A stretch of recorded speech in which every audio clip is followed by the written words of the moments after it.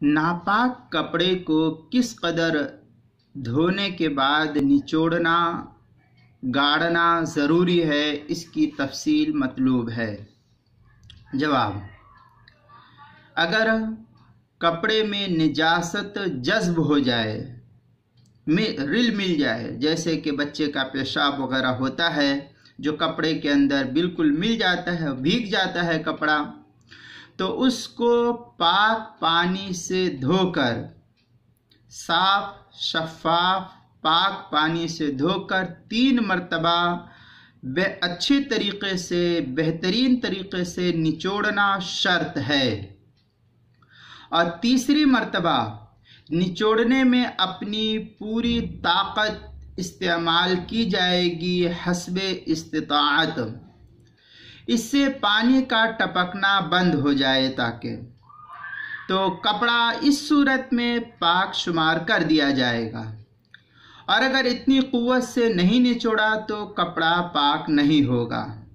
आज मौजूदा दौर में इसको अगर यूं समझा जाए कि कपड़े को किसी रस्सी पर डाल दिया जाए, नापाक कपड़ा था उसको खूब अच्छी तरीके से धो करके रस्सी पर डाल दिया और पानी टपकते टपकते बिल्कुल इस तरीके से हो गया कि अब उससे पानी गिरना ही बंद हो चुका और निचोड़ने के बाद भी वो उससे पानी नहीं निकल रहा है, तो ये भी उसी हुक्म में होगा कि ये गोया के पाक शुमार कर दिया जाएगा जब पूरा निचोड़ करके ख़त्म हो जाए तब।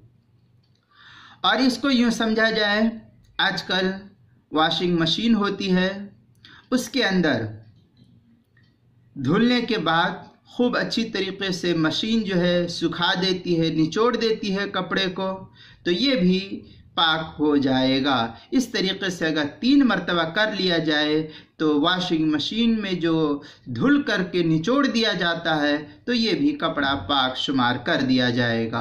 और इसी तरीके से रस्सी पर रख करके 3 मरतबा बिल्कुल सही तरीके से पानी निचोड़ना बंद हो जाए, 3 मरतबा इस तरीके से कर लिया जाए, तब भी ये कपड़ा पाक शुमार होगा। और अगर इसी तरीके से पानी टपक रहा है, खूब अच्छी तरीके से नहीं निचोड़ा है, तब ये कपड़ा पाक नहीं होगा, तब ये कपड़ा नापाक ही रहेगा।